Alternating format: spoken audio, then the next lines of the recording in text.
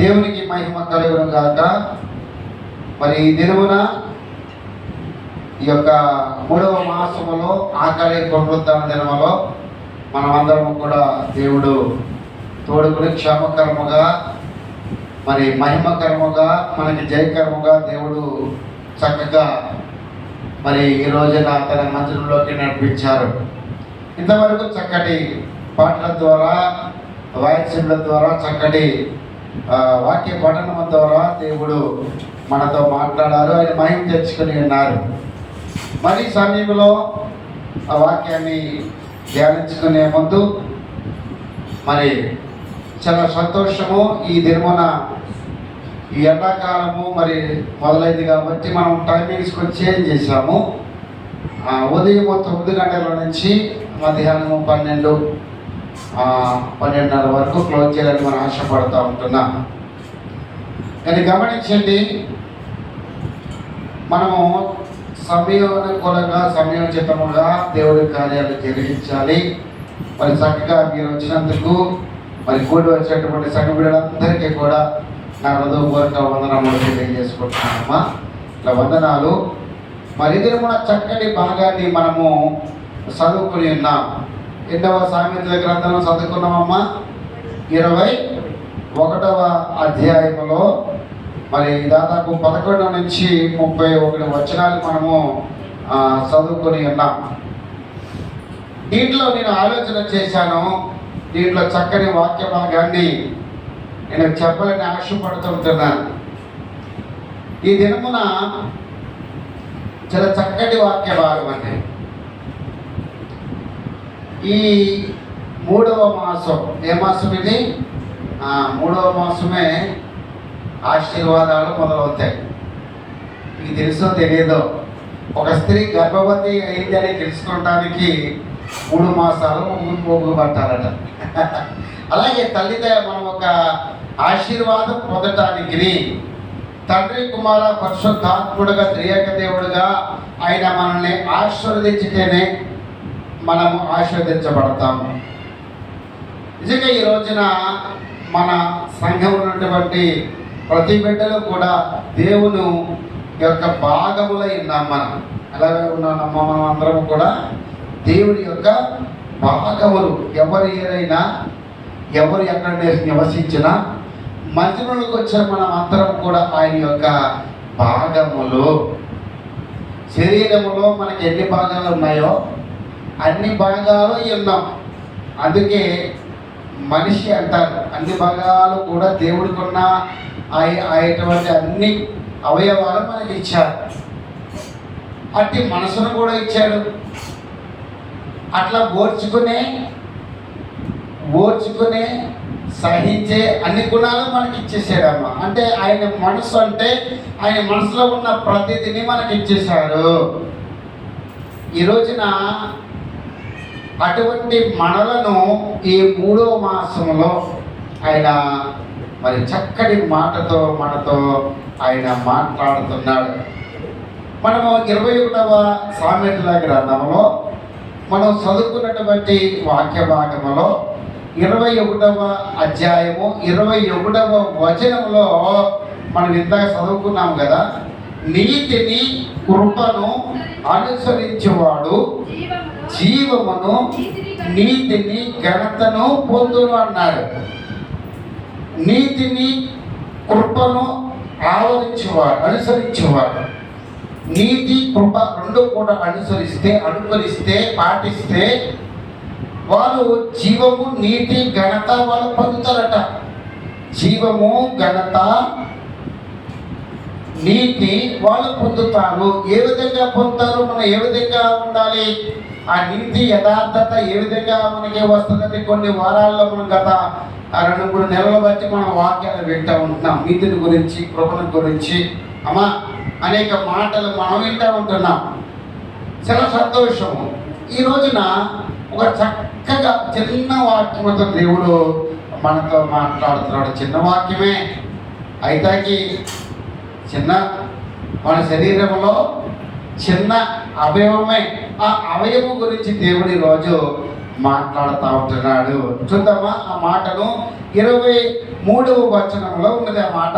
ఏమన్నదట?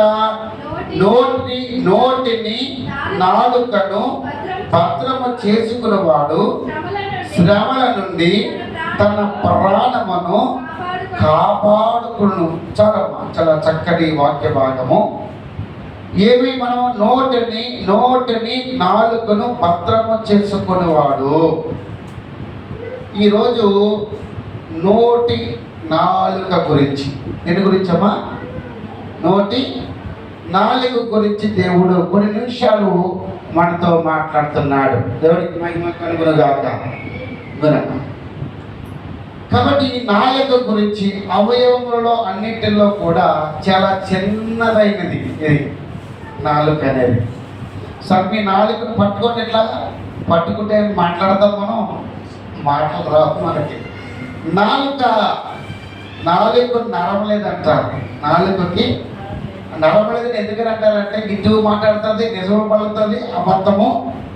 అమ్మా మనం కూడా అటువరమే చిన్నప్పటి నుంచి మనమేమి మంచోళమని కాదు. ఎవరికో నేను మీరు ఎవరైనా సరే మనం మంచోళమని కాదు. మన దేవుడు ప్రేమిస్తా మన మీద నాలుక చెడ్డగా మాట్లాడచ్చు, మంచిగా మాట్లాడచ్చు, ఉపకారము చేయొచ్చు, అపకారము చేయొచ్చు. అందుకే మంచి మాట చెప్పాడు. జీవ మరణములు నాలుక వశమైనదన్నాడు సామెత గ్రంథంలో 27వ అధ్యాయం 27 అధ్యాయం అనుకుంటాను, 22వ అధ్యాయం. అయితే చూడండి, నాలుక వశము జీవింపజేయాలన్నా మరణింపజేయాలన్నా చాలా మంది అంటారు, ఈ నోట్లో నోరెట్టకూడదురా బాబాయ్, ఈ నాలుక మంచిది కాదు అని చాలా మాటలు మనం మాట్లాడుతూ ఉంటాం. అంటే వాళ్ళు మాట్లాడే మాటలు బట్టి, వాళ్ళ ప్రవర్తన బట్టి వాళ్ళతో మాట్లాడకూడదురా బాబోయ్ అంటాం. ఎందుకనంటే వారు నోరెప్పితే మంచి మాటలు రావని.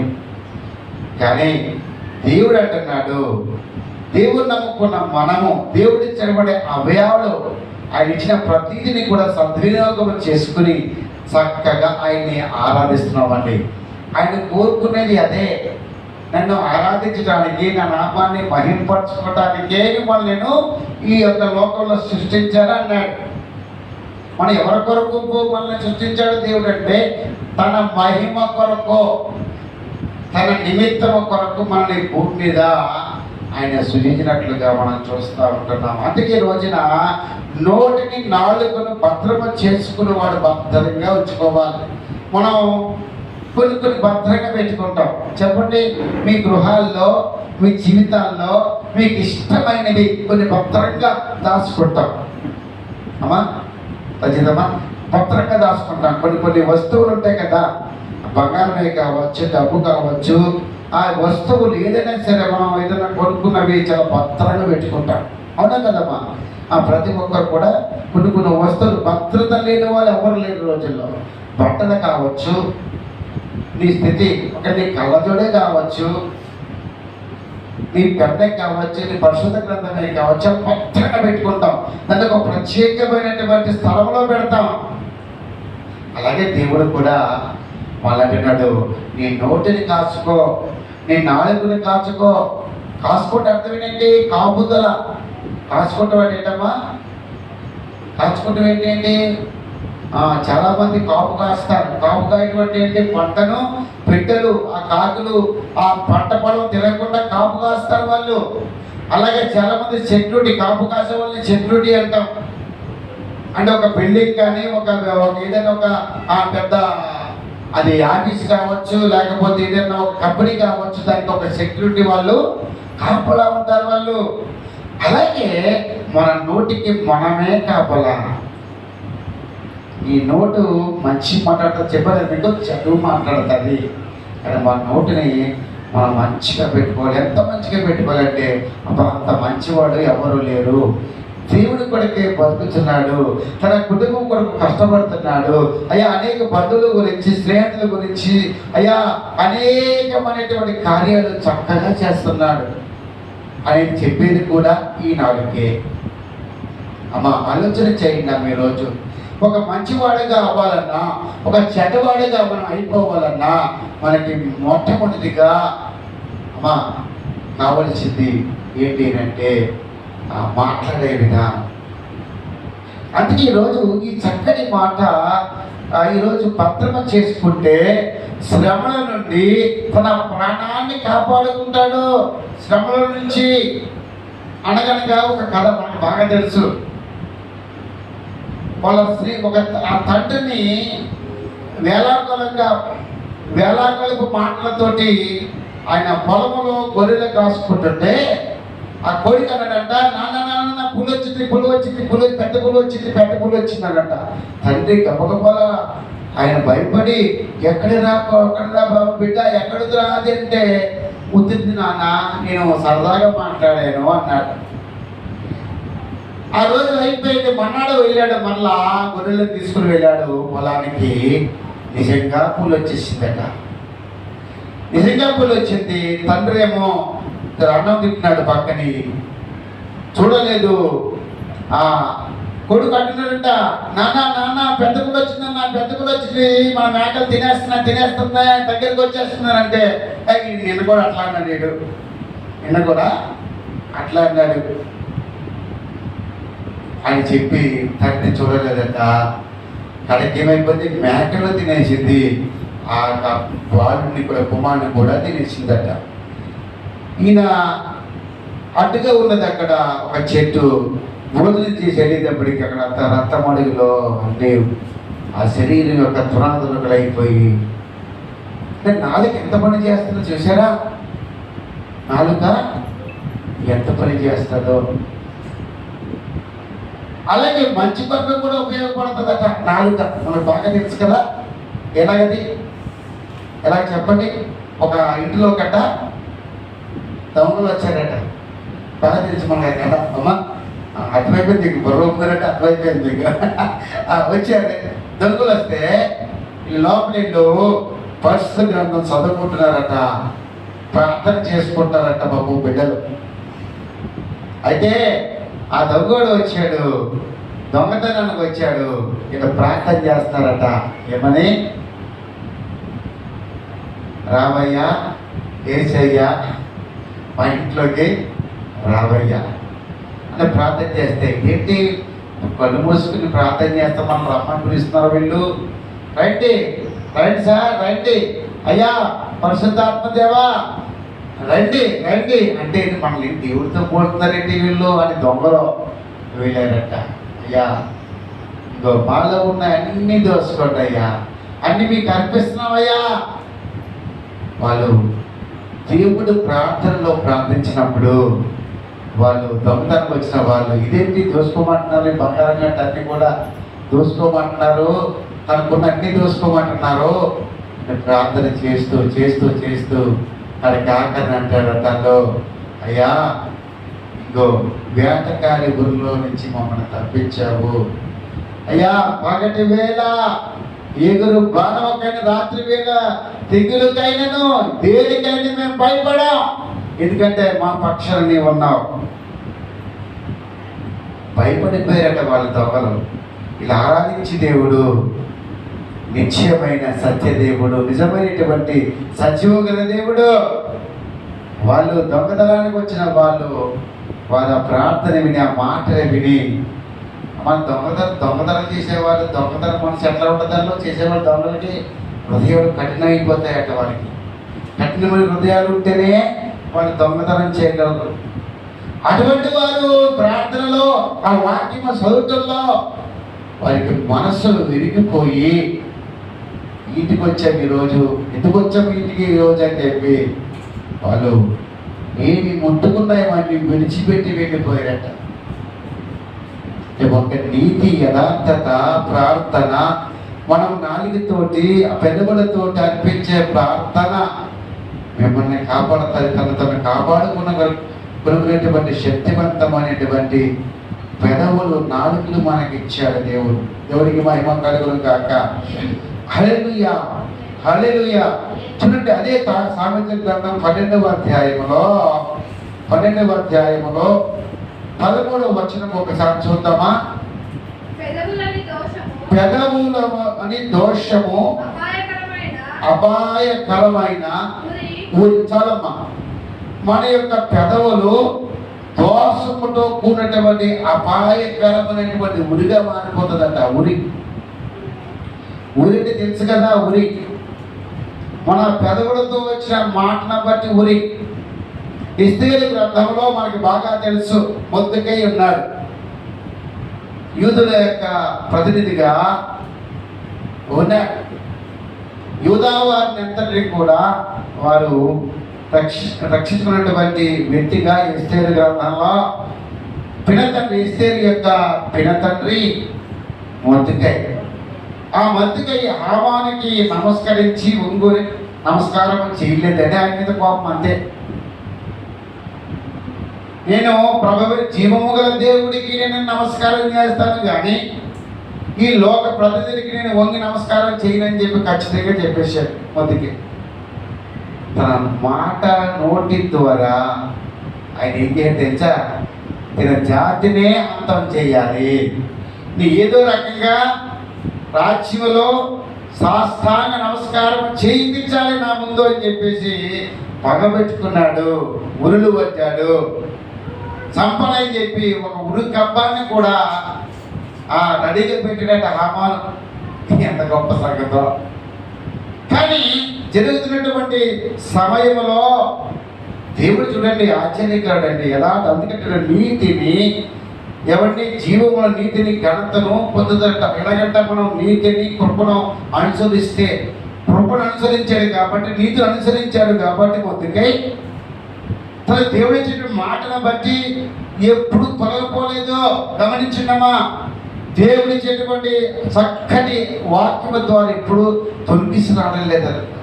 ఒకటే మాట, ఒకటే ధ్యేయము, ఒకటే దేవుడు. ఈరోజు చూడండమ్మా, మొదటికై ఆ స్థానంలో ఆ రాజునికి ఎస్తేరు చక్కగా రాణిగా దేవుడు అలంకరించి అని రాణిగా తయారు చేశాడు ఆ రాజ్యంలో.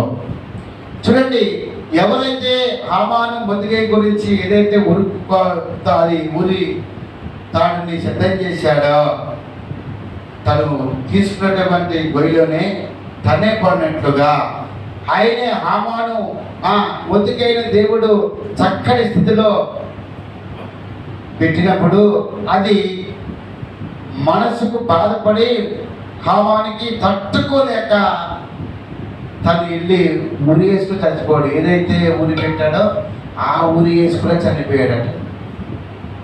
ఇది అర్థం ఏంటంటే తన యొక్క క్రియలు వెంట రావాలి.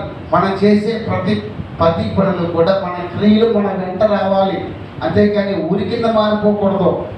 మాటల దోషమును బట్టి ఉరిగా మారిపోయింది. ఇక్కడ ఆ ఉరితాడు ఎక్కించాడు. ఒకతను అబద్ధవాడి యూద, ఇస్కరేతు యూద మనకు తెలుసు కదా, దేవుణ్ణి అప్పచెప్పినటువంటి శిష్యుడు మనకు తెలుసు. 33 వెండి నాణాలకి అమ్మేసేసి ప్రభుల వారిని ఈయన వెళ్ళిపోయి డబ్బులంతా మళ్ళీ ఆ పొలంలో ఎవరికో ఇచ్చేసేసి ఉరేసుకున్న పొలంలో చెట్టుకి ఉరేసుకొని చనిపోయాడట. ఈరోజు ఉరి ఆలోచన చేయండమ్మా. మనకి బాగా తెలుసు ఎవరట? సౌలు, అబ్షలోము. ఎవరు? దావీదు కుమారుడు అబ్షలోము కూడా ఒక చెట్టుకి ఏమైపోయాడైనా ఉరి కింద మారిపోయాడు. చూడండి, అంటే వాడి క్రియలు బట్టి, మాటల దోషము బట్టి దేవుడికి వ్యతిరేకంగా ఏ ఆయుధము కూడా వదిలేదన్నాడండి. అందుకే ఇక్కడ మాట చెప్తున్నాడు కదా. అదే చదవండి ఒకసారి అదే మాట.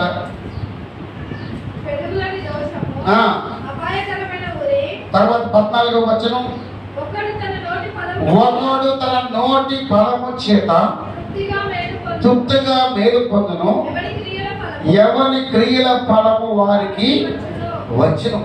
ఎవరి కార్యముల యొక్క ఫలాలు వారి క్రియలు చెప్పిన దేవుడు ఏమిస్తాడమ్మా? ఏమిస్తాడట? జీతం ఇస్తాడట. నిజంగా ఈ నాలుగు ఎటువంటి నాలుగుగా ఈ రోజున మనము కొన్ని వాక్యాలు మనము ధ్యానించుకుందాం. ఇటువంటి నాలుక అనేది ఒక్కసారి కీర్తన గ్రంథం, అదే కీర్తన గ్రంథంలో 50వ అధ్యాయము 19వ వచనంలో ఆ మాటను ఒకసారి మనం చూద్దామమ్మా. కీడు చేయువలనని నీవు నోరు తెచ్చుచున్నావు, నీ నాలుక కపటము కలిగించుచున్నది. ఇక్కడ రాయబడ్డ మాట మన నాలుక తండ్రి కీడు చెయ్యవాలని. నాలుక మన నోరు తెలుస్తున్నామటండి. నిజంగా ఏమండి, హృదయము నిండిన దాన్ని బట్టి ఏమంటుందట చెప్పలేదా? హృదయము నిండిన దాన్ని బట్టి నోరు మాట్లాడుతుంది, అంతే కదా. హృదయము నిండుగా, హృదయంలో ఏ అసూయ ఉన్నదో, హృదయంలో ఏ కక్ష కర్తలు ఉన్నాయో, ఈ హృదయం నిండి లోపల ఉంటుంది. హృదయం పైకి కనపడదు కదమ్మా. లోపల నుండే వచ్చేటువంటిది ఏదైతే నువ్వు పెంచుకున్నావో, ఈ నాలుక నోరు ద్వారా వచ్చేటువంటి మాటలు. అందుకే కీడు చెయ్యాలని నీ నోరు తెచ్చుచున్నావు, నీ నాలుక కపటముగా కలిగించుచున్నావు. నోరును తెరుస్తున్నావు, కపటమైన మాటలు మాట్లాడుచున్నావు. చిన్న చిన్న అబద్ధాలు మనం చిన్నప్పుడు ఆడే ఉంటాం. నువ్వు నేను కూడా చిన్నప్పుడు ఒక విషయం తెలుసా, నా చిన్నప్పుడు 3వ తరగతి చదువుతున్నప్పుడు తెలుగుదేట ఎవరికి నా ఒక్కడికి తెలుగుదేట. ఎందుకంటే ఒక చిన్న పుస్తకం ఉండేది. ఆ పుస్తకం మీద ఏముండేదట, సరస్వతి దేవి బొమ్మ ఉండేదమ్మా. చాలా జాగ్రత్తగా వినండి. చిన్న పుస్తకం, దాని మీద ఏముండేదట చెప్పాలి. ఒక సరస్వతి దేవికి బొమ్మ ఉండేది. నాకు అంతా తెలుసు. మనకి మధ్యలో బ్రేక్ ఉంటుంది కదా, బ్రేక్ ఉంటుంది స్కూల్లో క్లాస్ అయిన తర్వాత. ఆ బ్రేక్లో నేను చేసేవానంటే ఆ బుక్ పట్టుకెళ్ళి ఆ కుర్రోడికి ఇచ్చి, ఒరే దేవుడు దండం పెట్టుకో, ఈ దేవుడికి ఒక కనికి బల్పం అని ఒకడికి ఇస్తే అడుగు బల్పం వేసేవాడు, పక్కడికి ఇచ్చేవాడు బల్పం వేసేవాడు. మొత్తం 50 మంది. ఎంతమంది? నేను చిన్నప్పుడు బల్పం ప్యాకెట్ కొనుక్కునేవాడిని కాదు. ఏసులోనే ఇన్ని రోజులు ఇన్ని వచ్చేసి చక్కగా దాచుకునేవాడు. ఏసినోళ్ళే మళ్ళీ నా దగ్గరికి వచ్చి బతుపడేవారు. ఒరే బాబు ఆనందం, ఒక్క కనికివరా బాబు ఎవరు అనేవాడు. సరే నేను బంకు ఇస్తాను కదా, నాకు రేగుడి ఏం కావాలనేవాడు. ఎవడియో రేగుడి అప్పట్లో పావులాకే 5 వచ్చేది అమ్మా. అలాగే నేను చేశాను. ఒక నెల నన్ను చూసి ఇంకొకటి మొదలెట్టాడు. నేనేమో సరస్వతి చదువు వస్తుందేమో సరస్వతి బొమ్మ పెడితే అది వినాయకుడి బొమ్మ పెట్టాడు. ఆడు సవితికి వినాయక చవితి వస్తుంది కదా, అంటే మన ఆలోచన ఎలా ఉంటాయంటే చూడండి, ఆలోచన గురించి చెప్తాను. మన నోటి ద్వారా వచ్చేటువంటి మాట ద్వారా అంటే దేవుడి దండం పెట్టుకో కనుక అంటే చిన్న చిన్న పొరపాట్లు మనం చేసే చిన్న పొరపాట్లు, అది నిజమో అబద్ధమో తెలియదు. కానీ మన నోట్లో, మన హృదయంలో ఏదో ఒక అసూయ, కనికిరిని కొనక్కర్లేదు, పలపాలిని కొనక్కర్లేదు. మళ్ళీ వీళ్ళు నా దగ్గరికి వస్తారు, వచ్చినప్పుడు వాళ్ళని నేను ఆశిస్తాను అని చిన్నప్పుడు ఆలోచన చూడండి. నాలుక హృదయం నిండిన దాన్ని బట్టి నాలుక మాట్లాడుతున్నది. అమ్మ గమనించి మనం అన్నం చేసిన వాళ్ళు అందరూ కూడా. కానీ దేవుళ్ళకి వచ్చిన మనము ఈరోజు అంటున్నాడు, నా స్వరూపాన్ని ధరించుకున్న మీరు నా వలే ఉండాలి. అవునమ్మా, ఈ నాలుక 4 విధాలు చేయడంటారు. మనం ఎప్పుడు తొందరపడుతుందంట నాలుక, అవునా కదా. కలలాడే నాలుకట, తొందర పెట్టే పాదాలట. సామెతలు 19వ అధ్యాయంలో ఆ మాట ఉంటుంది. దేవుడికి అసహ్యమైనవి 6:1 కూడా 7 కూడా ఏయములని అక్కడ మొట్టమొదటిగా రాసిన మాట కలలాడే నాలుకట, తొందర పెట్టే పాదాలట, చేతులట. అని చూడండి, మనిషిని తొందర పెట్టేది, మనిషిని పాడు చేసేది, మధ్యలోంచి పాడు చేసేది, కుటుంబం నుంచి విడగొట్టేది, మన యొక్క స్థితిగతులు మార్చేది ఏది అంటే ఈ నాలుకే, ఈ నోరే. నోరు మంచిదైతే చెప్పదమ్మా సామెతలు బాగా తెలుసు మనకి, తెలుసు. ఊరు మంచిదట. ఊర్లో నాయకులు మంచివాళ్ళు, మంచిగా అందరిని ప్రేమించి అందరిని ఒకేలాగా చూస్తే అబ్బా చాలా మంచి వ్యక్తి నాయకుడు అని మనమే పొగుడుతాం కదమ్మా. మనం ఈనాడుకే. మళ్ళీ అదే నాయకుడు చెడు చేస్తే మళ్ళీ ఇదే నాయక ఏమంటది, వాడు ఇది వరకు చేసేట్లే కానీ ఇప్పుడు ఇదే నాలుక మంచిని పొగుడుతుంది, చెడ్డను చూపిస్తున్నది. అమ్మా ఈరోజు ఆలోచన చేయండి. మనం ఎప్పుడు ఒకలాగే ఉండాలా? మనం చిన్నప్పుడు దారి తప్పిన వారిగా ఉన్నాం, కొన్నాళ్ళు అటు తిరిగాము. కానీ దేవుడు చక్కగా మనకి ఒక వివాహ వ్యవస్థలు ఇచ్చాడు, వివాహం చేశాడు, బిడ్డలు ఇచ్చాడు. అమ్మ వారికి కూడా మనం నేర్పించాలి. మనం ఏ స్థితిలో ఉన్నామో మనకు తెలుసు కాబట్టి ఈ స్థితిలో మార్చి దేవుడు గొప్ప స్థితిలోకి మనం తీసుకుని వచ్చాడు. వారికి కూడా మనం నడిచే మార్గము నేర్పించాలి. మనం ఇదివరకు మనకు అన్ని స్థితిగతులు మనకు తెలుసు, మనం ఎరిగే ఉన్నాము. మనలాగా వాళ్ళు కూడా ఉండకూడదని మనం తాపెట్టుతాం, అంతే కదమ్మా. మన వల్ల వారు ఉండకూడదు, మంచిగా నడవాలని మన యొక్క ఉద్దేశము. ఈ రోజున నిజంగా అదే అంటాడు, అంతే అంటాడు 52వ అదే కీర్తన 52వ కీర్తన 4వ వచనంలో అంటాడు, కపటమైన నాలుక గలవాడా ఒక మనిషిని నాలుకతో పోలుస్తా ఉన్నాడు. ఆలోచన చేయండి. ఈ రోజున ఒక మనిషిని నాలుకతో పోలుస్తా ఉన్నాడు. ఏమని? కపటమైన నాలుక గలవాడా అన్నాడు. అధిక నాశనకరమైన మాటలు నీకు ఇష్టం కదా, మంచి మాటలు నీకు ఇష్టం కాదు. కపటమైన మనసు గలవాడు, నాలుగు గలవాడికి ఏ మాటలు ఇస్తాం? మంచి మాటలు చెప్తే వాడికి ఎక్కువ ఇంత చెప్తాడు, ఇంత వాగుతాడు, అంతే ఈ పని అంతే, ఇది పెద్ద నీతిమంతుడు అని నాలుగే చెప్తాడండి. నిజంగా ఒకప్పుడు మనం నీతిమంతులుగా లేము, అయినప్పుడు నీతి గురించి మనం తెలుసుకున్నాం కాబట్టి మనం కూడా చెబుతున్నప్పుడు వాళ్ళు వినాలి. మనిషి ముఖ్యం కాదు, వారి నడవడికి ముఖ్యం కాదు. దేవుడి యొక్క వాక్యంలో ఏదైతే మనకు చెబుతా ఉన్నదో అది విని మనము అనుసరించాలమ్మా. నేను అనుసరించకపోతే మన దేవుడు నాకు లెక్కప్ప చెప్తాడు. నేను ఎవరి విషయంలో కూడా నేను దోషపూరితమైన మాటలు మాట్లాడను. ఓకే, వాడు ఇచ్చిన సందేశంలో నేను తీసుకుని ఆలోచిస్తాను. నేను తప్ప ఒప్పో అని చెప్పాడు, ఆలోచన చేస్తాను. నేను దేవుడు ఆలోచన ఇచ్చి ఓకే నడిపిస్తే మంచిదే.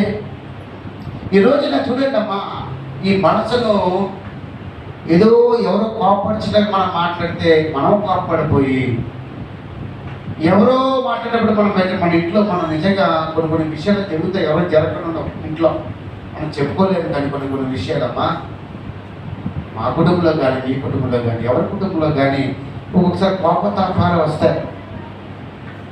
పరిశుద్ధ గ్రంథంలో ఒక మాట ఉంది, కోపపడుకు కానీ పాపము చెయ్యకూడదు. మనిషికి కోపము లేకపోతే మనిషి కాదని పాత నిబంధనలో ఉంది. కానీ దేవుడు ఏమన్నాడు? కోపపడు. ఒకసారి చూద్దామా? కీర్తన గ్రంథము 57వ అధ్యాయము 4. ఈ రోజు కీర్తనలో కొన్ని మాటలు మనం చదువుకుందాం. మైకు చదువుకుందామా?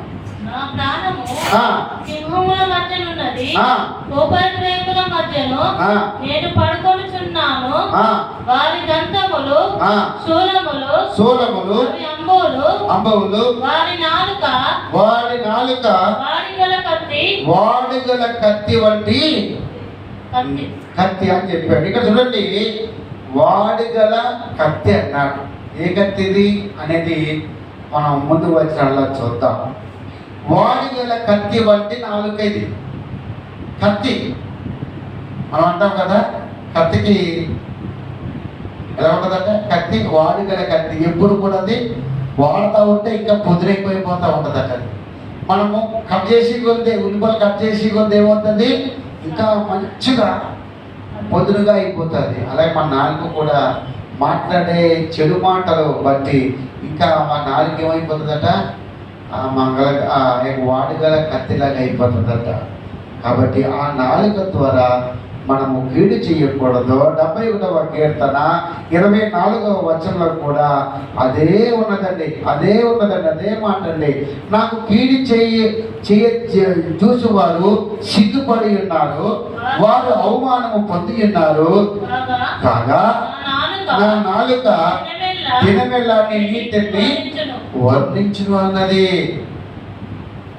దినమెల్లా ప్రతిదినము కూడా నేను చెడు మాటలు మాట్లాడకూడదు. దినమెల్ల కొన్ని నీతిని నేను వివరించా 10 మందికి. ఈరోజు నువ్వు విన్నావు ఆ వాక్యము, 10 మందికి చెప్పు.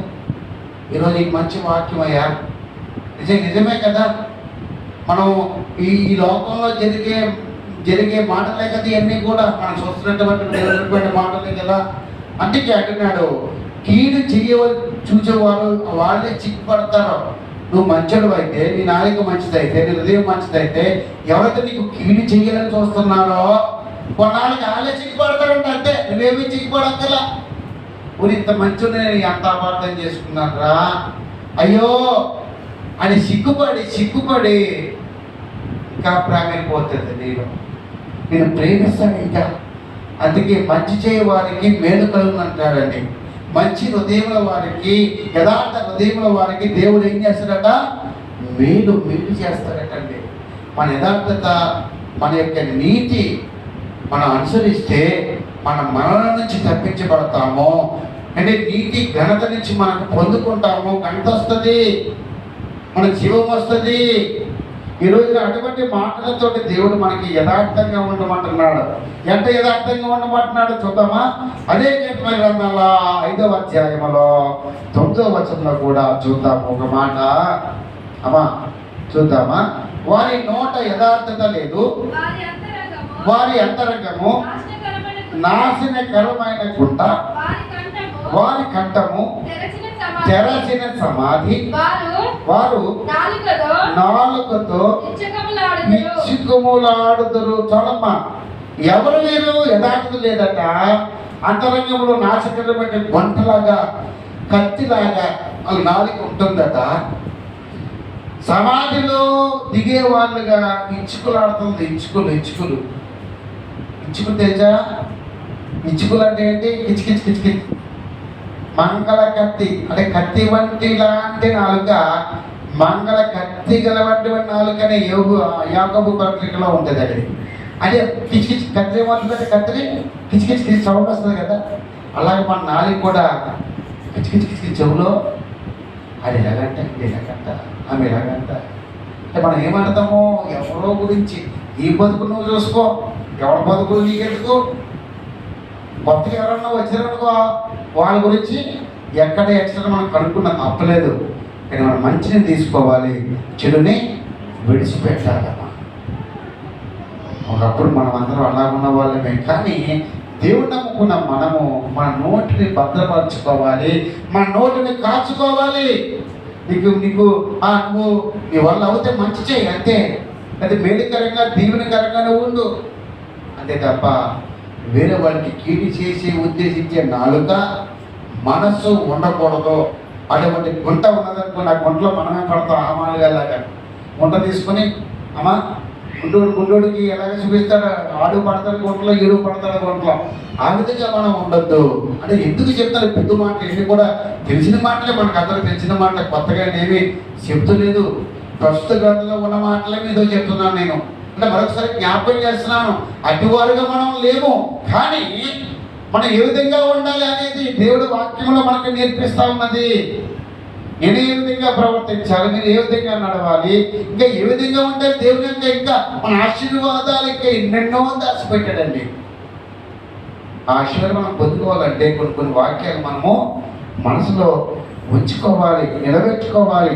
అందుకే చాలా మంచి మాటలు. ఈ నాలుగును బట్టి ఒకసారి మనము నాలుగును బట్టి ఆలోచన చేస్తే ఇంకొక మాట చదువుతామా? అదే కీర్తన గ్రంథంలో చక్కచక్క చదివేద్దామా?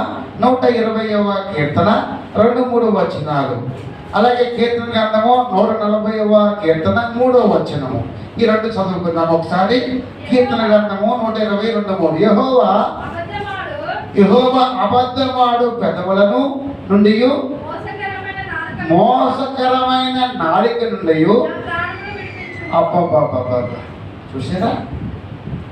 దేవుడట అబద్ధములాడు పెదవుల నుండి. అంటే దేవుడే చెప్తున్నాడు, ఈ పెదవులు ఏమంటాయట? అమ్మా అబద్ధం. అబద్ధం అంటే ఏంటి తెలుసా మీకు? చెప్పడం. అబద్ధం అంటే ఏంటి? ఉన్నవి లేనట్లు లేని చెప్తున్నా అబద్ధం అంటే. అబద్ధం అంటే ఎక్కడి నుంచి రాదు. అబద్ధకు జనకుడు ఎవడట? అమ్మా అబద్ధం జనకుడు ఎవడు? అది లూసిఫర్. Very good. లూసిఫర్ అంటే అబద్ధములాడు పెదవుల నుండి అన్నాడు ఇక్కడ. ఇంకో మాట ఏం చెప్పడం ఇక్కడ? అబద్ధములాడు పెదవులయు మోసకరమైన నాలుకయు నా ప్రాణమును విడిపిస్తాడు. దేవుడే విడిపిస్తాడు. పెదవుల నుంచి ప్రాణంలోకి వచ్చేసింది. చూసారా? నాలుకలోంచి ప్రాణంలోకి వచ్చేసిందట. అందుకే జీవ మరణములు నాలుక. అబ్బా ఎంత చక్కటి మాట అండి. అదే 140వ అధ్యాయంలో అది కూడా చూసేద్దాం. ఒకసారి చదువుతాము. పాము నాలుక వారు వాడి చేయుదురు, వారి పెదవుల కింద సర్ప విషం ఉన్నది. నిన్న మొట్టమొదటిగా చెప్పాను కదా, నాలుగు ఆ నోట్లో నోరు పెట్టకూడదు. వాళ్ళు మాట్లాడుతుంటే అమ్మమ్మ చెవులు రెండు మూసుకొని అనిపించేస్తుంది. ఎందుకురా ఈ జీవితం అని చెప్పి చాలా మంది ఖాళీ చేసేస్తారు. ఏదన్నా గొడవ పెట్టుకోవడానికి చాలా మందికి గొడవ అంటే ఇష్టం ఉండదు కదమ్మా. ఒకవేళ గొడవ పెట్టుకోవాలనుకో, అయ్యి బాబు యువతమేమో అని తప్పు వాళ్ళదైనా మన ఇంట్లోకి వెళ్ళి ప్రసాదంగా ఉన్నాము అనుకోని దేవుడే చూసుకున్నాడు అని చెప్పి మనం ఏం చేస్తామమ్మా? ఆమె నాలుగులో సర్పం పాము విషం ఉందట. సర్ప విషం లాంటిది నాలుగట. ఈ నాలుక రాడమ్మా. పాము నాలుగంటే తెలుసు కదా మీకు? చెప్పండి, పాము నాలుగంటే ఏంటి చెప్పండి ఒకసారి నాకు. పాము నాలుగంటే సంగతి బదులు నాలుగు పాము నాలుగు ఎలా ఉంటుంది? రెండు నాలుగులు అయితే వెరీ గుడ్. ఏంటి? పాముకి ఎన్ని ఉంటాయట? బయటికి ఇలా తీసినప్పుడు ఒకటి ఇలాగ వస్తాయి రెండు. అందుకే అది కాటేసినప్పుడు రెండు ఎందుకు పడతాయి మనకి కాట్లు? ఆ నాలుగు ద్వారా, పాముల ద్వారా. అందుకే పాము నాలుగు అంటే నాలుక, విషం అంటే నాలుక మనకి ఉండద్దు. అంటే రెండు నాలుగులు. పాముకి ఎన్ని నాలుగులు? మనకు కూడా రెండు నాలుగులుగా ఉండొద్దని అంటానమాట. అది చెప్పాల్సింది ఏంటంటే, మనకి దేవుడు మంచి నాలుక ఇచ్చాడండి. ఈ నాలుక అంటే ఎన్ని టేస్ట్ కనపడుతుంది తెలుసా? ఎన్ని వేలు రుచులు టేస్ట్లో చూస్తాం నాలుక. పాతకాలంలో పూర్వకాలంలో ఏమీ లేవు. ధర్మమేటలో ఏంటి ఈ టెస్టింగ్లు ఏమీ లేవు. పాత పూర్వకాలంలో డాక్టర్లు ఏం చేసేవారంటే, అమ్మ ఒకసారి జ్వరం వచ్చినా ఏమొచ్చినా నోరు తినమ్మా నాలుక చూసేవారు. నాలుక చూసి వైద్యం చేసేవారు. తెలుసా మీకు? నాలుక చూసి పచ్చగా ఉన్నదా, తెల్లగా ఉన్నదా, నీలంగా ఉన్నదా, ఆ నాలుక చూసి మాత్రం రాసేవారు. చూడండి, నాలుక చూసి వాళ్ళు ఏ విధంగా వైద్యం చేసేవారో దేవుడు ఆ నాలుక గురించే మాట్లాడుతున్నాడు ఈరోజు. ఎంత చక్కటి సందేశం అమ్మా. రెండు నాలుగు వలె మనము సర్పం వలె, విషసర్పం వలె మనం ఉండకూడదట. ఎలా ఉండాలి? ఇంకొక మాట మనం ఒకసారి చూసినట్లయితే మనము వచ్చేద్దాం. మనం చూసేద్దాం. అదే కీర్తన గ్రంథాల్లో అమ్మా చూద్దామా? 35:28. 35:28. నా నాలుక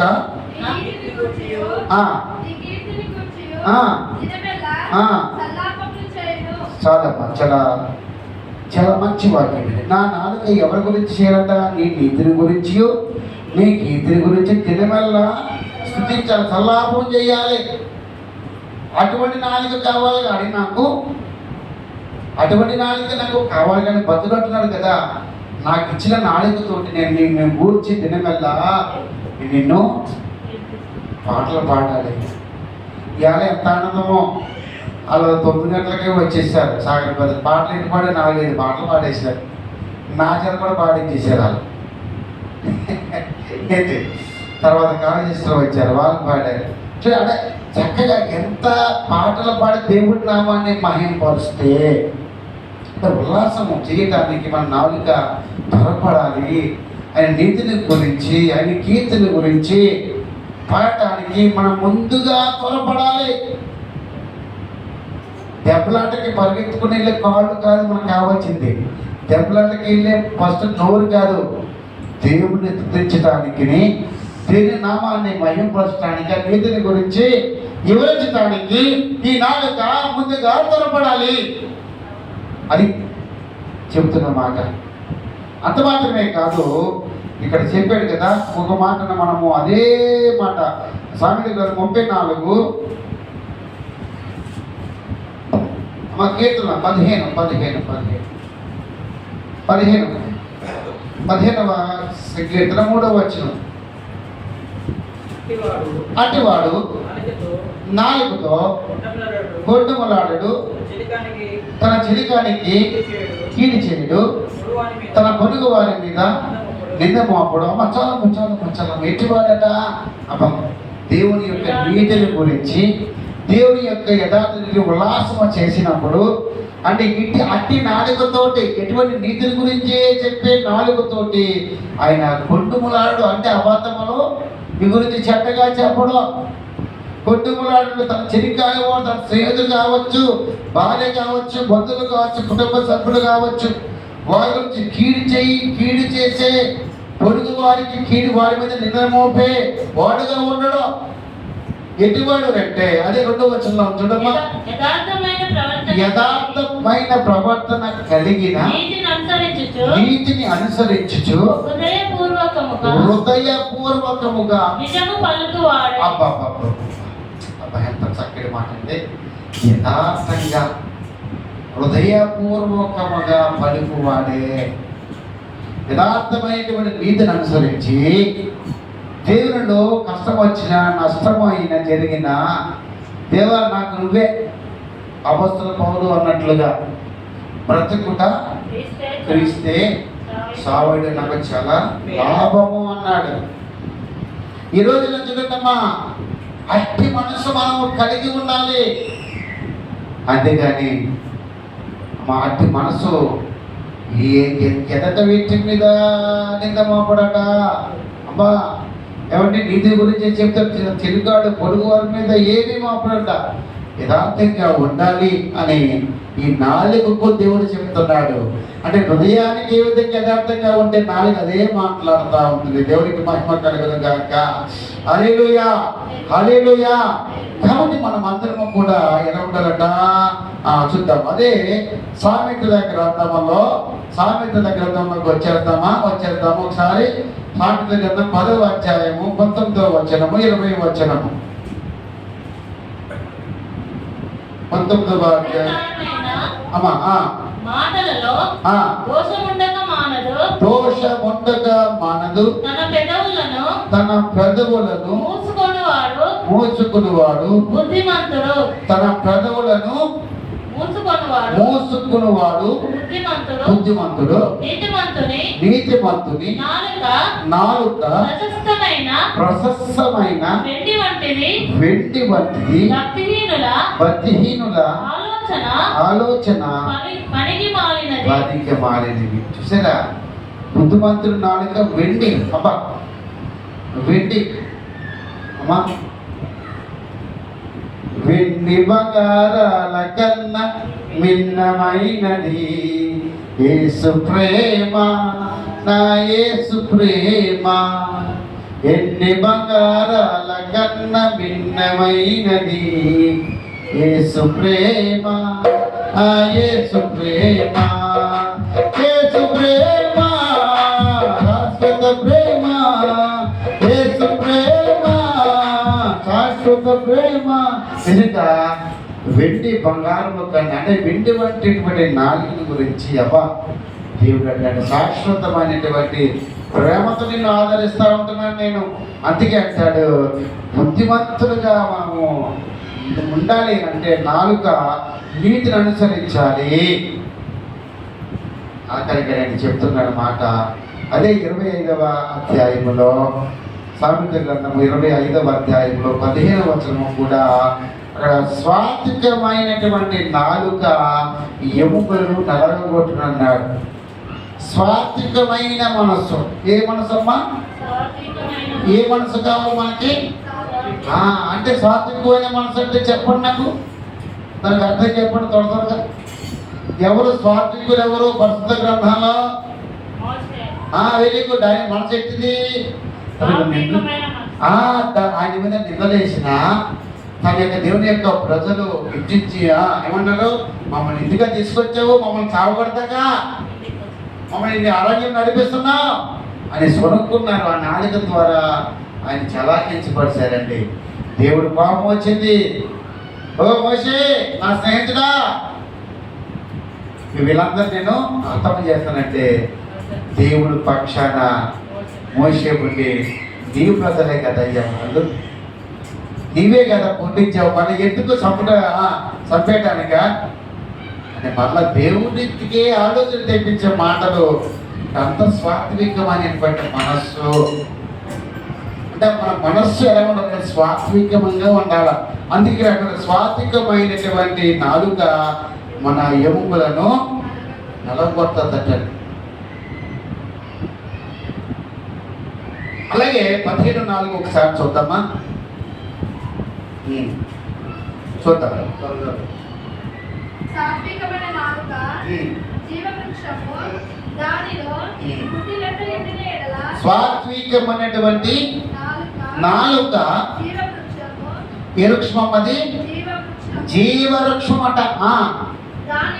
దానిలో అమ్మా కుటీలత యుండిన ఎడల ఆత్మకు బంధము కలుగును. ఇక్కడ ఆలోచన చేయడమ్మా.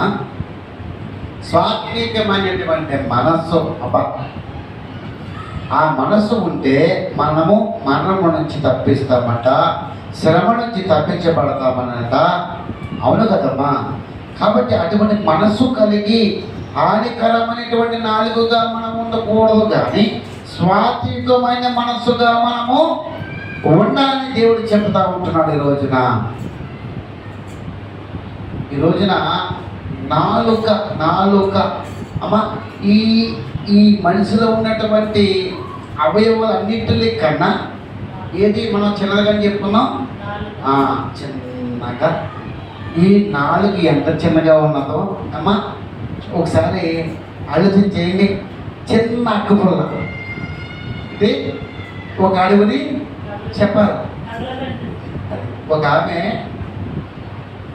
అథ్లెట్గా, నేను అప్పుడు 8th క్లాస్ చదువుతున్నాను, 7th 8th మా వీధిలో మా గల్లీలో భార్య భర్తల గొడవ అయిందట.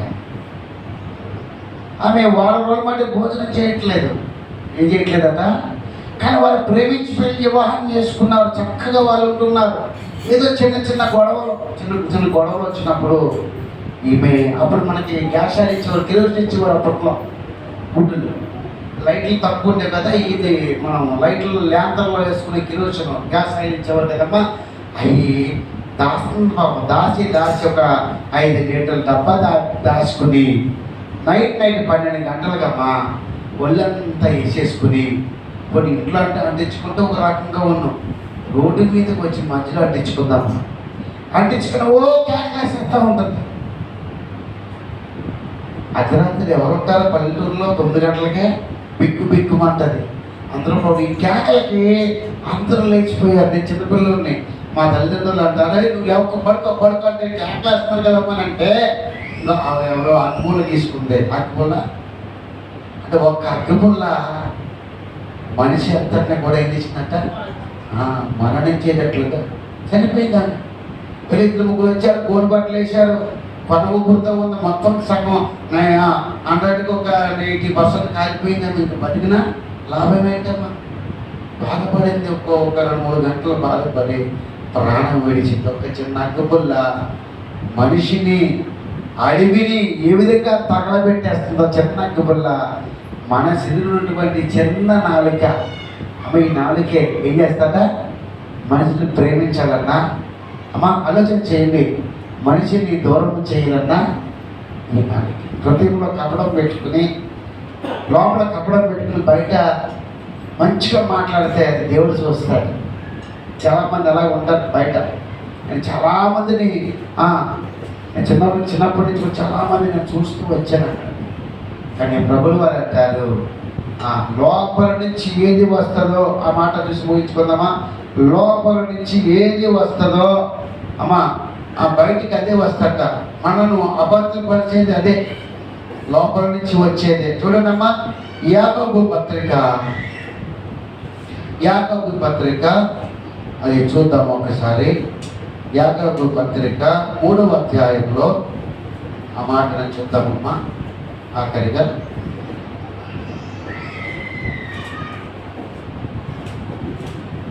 3వ అధ్యాయము 2వ వచనం కాదు చదువుకున్నామమ్మా. అనేక విషయములలో మైక్ తీసుకోండి. మనమందరం అనేక విషయాలలో మనమందరము తప్పిపోవచ్చున్నాము. ఎవడైనను మాట యందు తప్పని ఎడల అట్టివాడు లోపము లేనివాడై తన సర్వ శరీరమును స్వాధీనమందించుకున్న శక్తి గలవాడగును. అమ్మ ఇక్కడ చెబుతున్న మాట, ఓ నా సహోదరులారా, మనము మరీ కఠినమైన తీర్పులు పొందుదామని తెలుసుకునే మీరే అనోకులు చాలామంది బోధకులుగా కాకుండా మనం అనేక విషయములలో మనము అందరం కూడా తప్పిపోతున్నాం. మనమందరము కూడా అనేక విషయాలలో తప్పిపోతున్నాము. నిజమే, అవునా కదా అని ఆలోచన చేస్తే నిజమే. నేను ఈరోజు సమయాన్ని మార్చానంటే ఎవరు రాలేదు. మరి దాన్ని ఏమంటారు చెప్పండి. ఒక సేవకుని యొక్క మాటకి లోటుపడకపోతే నేను చెప్పిన వాయిస్ మెసేజ్ కూడా చేశాను అందరికి. కడ్డించిగా పెడితే అందరూ వచ్చేవారు. అయినా కూడా ఈరోజు ఏం చేశారు, పనులు ఉన్నాయేమో మందికి. సరే, పనులుంటే ఉండండి, నో ప్రాబ్లం. మందిరానికి వచ్చి ప్రార్థన చేసుకునే అంతకు ఏమైంది? అనేక విషయాల్లో తగ్గిపోతున్నాం. మనకేదో చూసుకుంటున్నాం తప్ప దేవుడి ఆశీర్వాదాన్ని మనం చూసుకోలేకపోతున్నాం.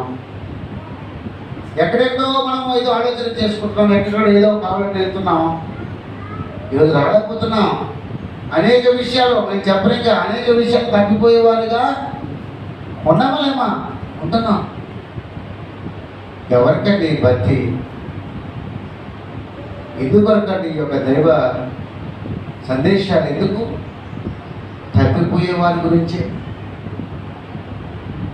ఈరోజు చూడండి, నిజంగా చెప్తాను సహోదరులారా, అనేక విషయాల్లో అందరము తప్పిపోవచ్చున్నాము. ఎవడైనా మాట యందు తప్పని ఎడలాంటి వాడు లోపము లేని వాడే ఉంటాడు. ఒకవేళ మాట యందు తప్పకపోతే, మాటను అనుసరించి నడిస్తే వారు ఏమవుతారంటే వాళ్ళు ఏమవుతారంటే వాళ్ళు లోపము లేని వాడే ఉంటారు. తన సర్వ శరీరమును స్వాధీనపరుచుకున్న వారుగా శక్తివంతులుగా ఉంటారట. ఏమంటారట? లోపం ఉన్నవాడు శక్తిహీనుడుగా ఉంటాడు. లోపం లేనివాడు చెప్పాలమ్మా శక్తిమంతుడిగా ఉంటాడు. ఎందుకు నీకు శక్తి లేదు? లోపం ఉన్నది కాబట్టి, తగ్గిపోతున్నావు కాబట్టి. ఈరోజు అటువంటి లోపము లేని వారుగా మనం ఉండాలి. లోపము లేని వారుగా ఉంటే మన నాలుగు ద్వారా ఇక్కడ చెప్తున్నది చూద్దామమ్మా. 3వ వచనం, గుర్రములు మనకు లోబడుటకై నోటికి కళ్ళెములు పెట్టి వాటి శరీరం అంతయు త్రిప్పుదము కదా. అక్కడ చూడండి అమ్మా, చక్కటి మాట నాలుగు గురించి. గుర్రాలను మనం ఏం చేస్తాము? నోటి ముగ్గులోంచి నాలుగులోంచి మనం ఏం చేస్తాము? ఒక తాడు వేసి గుర్రాలకు ఏం చేస్తాం? మనం కూర్చుని ఎలా తిప్పితే అలా వెళ్తుంది. దాన్ని డైరెక్షన్ అలాగా ఆ రెండు ఉంటాయి మన చేతులు. ఇలాగంటే ఇలాగ వెళ్తుంది, ఇలాగంటే ఎద్దులు కూడా అంతే కదా బ్రదర్. ఎద్దులు కూడా అంతే కదా. కళ్ళలు ఎక్కడ చేస్తారంటారు అంటే తన యొక్క నోటి ద్వారా శరీరం అంతా కూడా ఏం చేసుకుంటుంది అది ఆ, తన శరీరం అంతా డైరెక్షన్ మార్చుకుంటుందట నాలుక ద్వారా గుర్రం.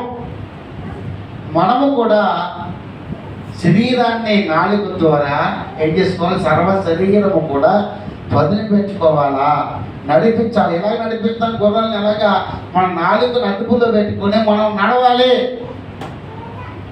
ఇంకొక మాట చూద్దాం, అక్కడే రాసింది, నోటికి కళ్ళెమ పెట్టి వాటి శరీరం అంతా తిప్పుతాము కదా, వాడలను కూడా చూడండి ఎంత గొప్పవో, పెనుగాలికి కొట్టుకుని పోయిపడిన వాడ నడుపు అని మిక్కిలి చిన్నదగు చుక్కాని చేత అలాగునే నాలుక కూడా చిన్న అవయవమైనను బహుగా చాలమ్మా. అబ్బా, ఈ నాలుగు ఎలాగంట? చిన్న అవయవం. అమ్మ ఒకసారి మీరు ఆలోచన చేసుకోండి, ఈ నాలుగు చిన్న అవయవమే. పెద్దవాడ ఎవడమ్మా? ఇక్కడ మనకి గుర్రాలు చూపించాడు, సముద్రంలో వెళ్ళే వాడులు చూపించాడు. ఎందుకంటే కొన్ని ఉపమానాల రీతిగా మనం తెలుసుకుంటే దాంట్లో పరమార్థమైన దేవుడు మనకి ఏం చేస్తామా, కొద్ది అర్థమైన రీతిలో మనకి ఆయన ఉద్దేశపూర్వకంగా చెప్తాడు. పెద్ద వాడ, ఆ వాడ నడవాలంటే కారణం ఏముండాలి? నేను చెప్పాలి. పెద్ద వాడమ్మ సముద్రంలో వెళ్తా ఉన్నది. ఒక అతను ఉంటాడు, ఆ వెనకాల ఉంటాడు అన్నమాట, ఒక తెర కింద పైన కట్టి ఆ డైరెక్షన్ దాన్ని ఏమంటారు, చొక్కాని అంటారు, తెర అంటారు దాన్ని. దాని కిందే ఉంటుంది, తిప్పుతుంది. అక్కడ చిన్న వాడల సముద్రంలో ఆ వాడ పక్కన ఇలా డైరెక్షన్ ఇవ్వడం, ఇలా తిప్పితే అది ఇలా వెళ్తుంది, ఇలా తిప్పితే అంత పెద్దవాడైన చిన్న చుక్కాని చేత ఏ విధంగా నడిపించబడుతుందో ఎంత పెద్ద మనిషి ఉన్నాం. కానీ నాలుగు చిన్న నాలుగు ద్వారా మనము అది అదిరిపోతే మనిషి ఒక అతను సన్నగా ఉంటాడు, మాట్లాడితే అబ్బా ఇంకా ఆమెక పోయలేదు ఆయన మాట్లాడితే. మా ఊర్లో ఒక అతను ఉన్నాడు, టైలర్, సొంతంగా ఉంటాడు, ఇలా ఉంటాడు, టక కొట్టేస్తాడు గంటలో మొత్తం 5 ప్యాంట్లు షర్ట్లు కొట్టేస్తాడు. కానీ ఏదైనా ఫంక్షన్కి వచ్చాడా 3 బంతులు అయిపోతాయి. ఆయన అందుకు లాస్ట్ కూర్చోబెడతాడు. 3 బంతులు అయినా కూడా ఈయన తింటానే ఉంటాడు. ఇంత సన్నగా ఉన్నాడు, ఇంత అన్నం తింటున్నాడు, ఎలా వెళ్తున్నారో అనుకునేవాడు. కానీ అదో చెప్పు, కానీ పని చేస్తే మాత్రం అయితే మాట్లాడితే మాత్రం ఇంటికి వెళ్ళి కోపడితే ఆవిడ అదిరిపోతుందమ్మా. ఆమె మా దగ్గరికి వచ్చి చెప్పుకుంటుంది, మా దగ్గరికి వచ్చి చెప్పుకుంటుంది. అది మేము బట్టలు ఇచ్చేవాళ్ళు కాబట్టి మా ఆయన ఉంటాయి, సన్నగా ఉంటాడు. కానీ మాట్లాడితే అయ్యి బాబు మనం దూదులు పెట్టుకోవాలని చెవులు అంటుంది. అది ఎందుకంటే ఈ నాలుగు అదిరి పడుతుందో అంటే అటువంటి నాలుగు అర్థం. తాత్పర్యం ఏంటంటే అయితే ఇక్కడ చూద్దాం, కంటిన్యూ చేద్దాం. ఆఖరిగా ఇంతకు మనం విన్నాం కదా, కొంచెం నిప్పు ఎంత అడవిని తగలబెట్టినో, నాలుక అగ్నియే, నాలుక మన అవయవములలో ఉంచబడిన పాప ప్రపంచమై సర్వ శరీరమునకు మాలిన్యము చాలు. చిన్న నిప్పే పెద్ద అడవిని తగలబెట్టేస్తున్నారు. కుటుంబాలు ఎందుకు దూరం అయిపోతున్నారు? బంధువులు, రక్త సంబంధం ఎందుకు దూరం అయిపోతున్నారంటే ఈ నాలుగు ద్వారా మంచిగా మాట్లాడకపోతే అంతే. చిన్న మాట గొడవ పెట్టుకునే కుటుంబాలు దూరం అయిపోతున్నారు. ఈ మధ్య కాలంలో చాలామంది అలాగే చక్కగా ప్రేమించుకుంటున్నారు, వివాహం చేసుకుంటున్నారు, కొంతకాలం ఉంటున్నారు, ఆ తర్వాత వాళ్ళు ఎడబాటు వచ్చేస్తుంది. ఆ ప్రేమ అయిపోతుందంటే మాట ఏంటంటే మంచి చేసేది నాలుకే, చెడు చేసేది గమనించమ్మా, మన జీవితాల్లో మన యొక్క నాలుకను ఏం చేసుకోవాలట? కాచుకోవాలి. అందుకే అక్కడ నా మాట అగ్ని వంటిది కదా అన్నాడు భక్తుడు. ఎనిమిది గ్రంథాల్లో దేవుడే అన్నమాట అది, నా మాట. ఇక్కడ అదే మాట అన్నాడు. ఇక్కడేమన్నా మాట, ఇక్కడేమన్నా ఎన్నో భక్తుల్లో ఏమన్నామా? నాలుక అగ్ని అన్నాడు. ఇక్కడ అగ్నియే కదా, అగ్నియే. అర్థం ఏంటి? నాలుక కాల్చేస్తుంది. చిన్న నాలుక మొత్తం జీవితాలు ఏం చేస్తుందంట? ఆ యొక్క అడవి ఎలా కాల్చేస్తుందో చిన్న అగ్ని మన నాలుక కూడా అంతే. అందుకే దేవుడు అన్న మాట మన మాటలో కాదు కానీ ఆయన మాట ఏమంటే, నా మాట అగ్ని వంటిది కదా, బండన బద్దలు శుద్ధి వంటిది కదా అన్నాడు. నిజంగా అగ్ని గల మాటలు నోటిలో ఉండాలి తప్ప ప్రేమించే మనస్సు ఆయన హృదయము నిండిన దాన్ని బట్టి నోరు నాలుగు ఏ విధంగా మాట్లాడుతున్నదో మన నోటును కాచుకోవాలి. అది కంటిన్యూ చేసేద్దాము. ఇక్కడ చూడండి అమ్మా, అంతకు ముందు మాట ముందు మాట అమ్మా, ముందు మాట చదువు. మన అవయవములలో అగ్నియే నాలుక మన అవయవులలో ఉంచబడిన పాప ప్రపంచం అయిపోయినది. సర్వ శరీరములకు మాలిన్యం కలుగజేస్తా ఉంటుంది. ఈ నాలుక పాప ప్రపంచంగా మారిపోయింది. మొట్టమొదటిగా ఆది దంపతుల్లో నాలుక ద్వారా నిజమా, ఇది నిజమా అని ఈ ప్రపంచాన్ని అంతగా పాప రూపంగా మార్చింది సాతానుగాడు. పాప ప్రపంచంగా మారిపోయింది అంటే పాపానికి జరుగుడు. మనం ఇందాక చెప్పుకున్నాము, యూసీఫర్ అని, సాతానుడు అని, అబద్ధానికి జనకుడని. ఈరోజు చూడండి ఏం చేస్తామమ్మా? ఈరోజు చూడండి అలాగా అటువంటి జనకుడు ఈరోజు మాట్లాడుతూ ఉంటున్నాడు. పాప ప్రపంచం అయిపోయింది. ప్రపంచమే కాదు, ఈ శరీరం అంట. ఈ శరీరం అమ్మ మన సర్వ శరీరముకు మాలిన్యము కలగజేసింది. అంత మాత్రమే కాదు, ప్రకృతికి శిక్ష పెట్టిందట. అవును కదా, ఈ ప్రకృతి అంతటి కూడా మొట్టమొదటిగా శిక్ష పెట్టేసిందే అబద్ధములాది. నిజమా? మేము కూడా దేవుడి వలే మారిపోతామా? ఆ బొమ్మ ఎంత గుడ్డుగా నమ్మేసిందో. ఆ లూసిఫర్ యొక్క సాతాను గడ సర్పం మాట ఏ విధంగా నమ్మేసిందో నాలుక ద్వారా. అబ్బాబ్బా ఆమె తినేసింది.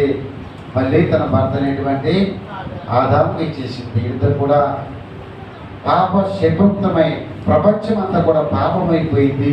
సర్వ శరీరులంతా కూడా మాలిన్యంతో నిండిపోయారు. ప్రకృతికి చక్రానికి చిచ్చి పెట్టింది. అది నరకము చేత చిచ్చి పెట్టినది. మృగపక్షి సర్పము జలరాశులలో ప్రతి జాతీయు నరజాతి చేత సాధు కాదులను సాధు అయ్యను గాని ఏ నరుడును నాలుక సాధు చెయ్య నరుడు. ఏ నరుడు అన్నాడు ఇక్కడ. ఏ నరుడు అంటే, నరుడు అనగా రక్త మాంసంలో కలిగిన వాడు. నరుడు అంటారంటే నారి అనలేదే అని మీరు అంటారు. మొట్టమొదటిగా నరుడే కదా అమ్మా, మొట్టమొదటిగా నరుడే దేవుడు సృష్టించాడు, స్త్రీని కాదు. నరుడు కోసమే పురుషుడి కోసమే స్త్రీ సృష్టించబడ్డదని రాయబడ్డది. కాబట్టి గమనించండి, నరుడు కోసమే ఆ నరుడు నాలుగు సాధు చేయ నేరడట.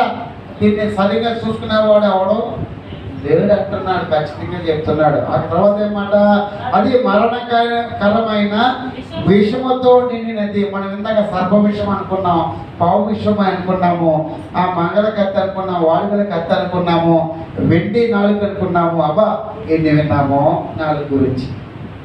ఇప్పుడు ఏమంటుందంటే ఇక్కడ ఆఖరి మాట, మరణకరమైన విషయముతో నిండినది, అది నిరర్ఘకమైన దుష్టత్వమే. దీనితో తండ్రి అయిన ప్రభువు స్తుతింతుము. దీనితోనే దేవుని పొడిగా పుట్టిన మనుషులు శపిస్తాము. ఒక నోటి నుండి ఆశీర్వేద వచనములు వస్తాయి, శాప వచనాలు బయలు వెళ్తాయి. అబ్బా, ఒకే నోటి ద్వారా శుభవచనాలు, శాపవచనాలు, ఇంకా ఏంటమ్మా ఆశీర్వచనాలు వెళ్తాయి. నా సహోదరులారా, ఇలాగ ఉండకూడదు. మనం ఎలా ఉండాలి అక్కడమాట. నీటి బుక్కులలో ఒక జల నుండి తీయని నీరుగా చేదు నీరుగా ఊరును కదా. ఒకే భూమిలోంచి తీయగా వస్తుంది, చేదుగా వస్తుంది కదా. నా సహోదరులారా, అంజూరపు చెట్టున ఒలివల పండ్లైనను ద్రాక్ష తీగలను అంజూరపు పండ్లను కాయునా అటువలే ఉప్పు నీళ్ళ నుండి తీయని నీరుగా ఊరునా. అబ్బాబ్బాబ్బా, ఎంత చక్కటి మాట అండి. ఇవన్నీ కూడా ఉపదేశం అండి. ఒకసారి మనలో మనం ఒకసారి ఆలోచించి సమయం అయిపోయింది, అది 10 నిమిషాలు ఎగస్ట్రా అయిపోయింది కూడా. అందుకే అంటాడు, మన నాలుకని చాలా జాగ్రత్తగా ఉంచుకోవాలి. ఇది మొదటి మాటగా నేను చెప్తున్నాను మీకు. మొదటి మాటగా నేను చెప్తున్న మాట. కాబట్టి మన నోటిని ఎలా ఉంచుకోవాలమ్మా? జాగ్రత్తగా ఉంచుకోవాలి. మన నోటి ద్వారా మనము ఏం చేయాలంట? మంచి పనులు చేయాలి తప్ప వేరే పనులు చేయకూడదు. జ్ఞానమును అభివృద్ధి చేసుకోవాలి. నాలుక ద్వారా అనేక మాటలు మనము చేసుకోవాలి. సరేమ్మా, చిన్న మాట మనము కొరింథీయులకు రాసినటువంటి 2వ పత్రికలో 10 అధ్యాయము 18వ వచనము ఆ మాటని చెప్పి ప్రార్థన చేసుకుందాం. 10వ అధ్యాయము 18వ వచనం 2 కొరింథీయులకు రాసిన పత్రిక. ప్రభువు మెచ్చుకునివాడే. అబ్బా అమ్మా, ఒకసారి అందరూ కూడా ఈ పరిస్థితుల్లో ఆ మాటను తీయండి. ప్రభువును మెచ్చుకున్నవాడే యోగ్యుడు గాని. అమ్మ, ఎన్నో వచనం అది? 18వ వచనంలో. అందరూ చూడాలి మీరు, ఆఖరి మాట అది చెప్తున్నాడు ఇక్కడ. ప్రభువు మెచ్చుకున్నవాడే యోగ్యుడు గాని తను తానే మెచ్చుకున్నవాడు యోగ్యుడు కాదు. అబ్బా, నీ నాలుగుతో నువ్వు డబ్బాలు కట్టుకోవచ్చు, డబ్బాలు నీ నాలుగుతో నీ గొప్పలు చెప్పుకోవచ్చు. నేను అది, నేను ఇది, నాది. అబ్బా, ఇంకో డబ్బులు గొప్పలు కొట్టుకోవచ్చు. అది దేవుడికి నచ్చడట. నువ్వు ఏమయ్యావు? నేను ప్రభు వల్ల ఆయన వాళ్ళు నేను జీవిస్తాననేటట్టు మనసు ఉండాలి. అందుకే ఆయన చెప్తున్నాడు, ప్రభు మెచ్చుకునేటట్లుగా మనం బ్రతకాలి. మన జీవితంలో చిన్నదైన నాలుకను అదుపులో పెట్టుకుని ప్రభు కొరకే స్తుతించాలి, వాడబడాలా. మీ నాలుక ఆయన గురించి స్తుతించాలి, ఆయన గురించి ప్రార్థించాలి. అనేక మంది సువార్త ప్రకటించాలి, అనేక మందికి మేలుకరంగా దీవెనకరంగా నువ్వు ఉండాలి, నువ్వు ఉండాలి. మనం అందరము కూడా అందుకే నువ్వు నేను కాదు, ప్రభు మెచ్చుకునేవాడు యోగుడిగా తను తానే మెచ్చుకునేవాడుగా ఉండకూడదు. కానీ మన దేవుని ఎందుకు అతిశయించబడాలి అంటే మనకు ఉన్నటువంటి గుర్రముల ద్వారా, రథముల ద్వారా సొలొమోను అలాగే అతిశయించుకున్నాడు. ఆ సొలొమోను అలాగే, సౌలు అలాగే. కానీ వారు ఏమైపోయారు? వాళ్ళు మరణ పాత్రలు అయిపోయారు. మరణం అందరికీ వస్తుంది, కానీ మనం నడిచే బ్రతుకు మనం దేవుడికి మెచ్చుకునేటట్లుగా మనం బ్రతకాలండి. దేవుడు మెచ్చుకునేటట్లుగా మన జీవితంలో అనేక మంది సాక్షులుగా ఉండాలి. ప్రార్థన చేసుకుందాము. బైబిల్ గ్రంథానికి పెట్టి ఒకసారి మనము మన హృదయంలో ఉన్నటువంటి రోదన, బాధ, మరి నువ్వు ఏ స్థితిలో నువ్వు కొట్టబడుతున్నావో, నెట్టబడుతున్నావో, ఒకవేళ నీ నాడిక ద్వారా మనం ఏదైనా దోషంలో చేసి ఉన్నామేమో, ఒకవేళ ఈ నాడిక ద్వారా ఒకవేళ మనము తెలియనటువంటి అనేకమైనటువంటి మాటలు మనము దేవుడికి వ్యతిరేకంగా ఒకవేళ మనము నడిచామేమో, అమ్మా ఒకసారి మీలో మీరే ఒకసారి దేవుడిని అడగండి.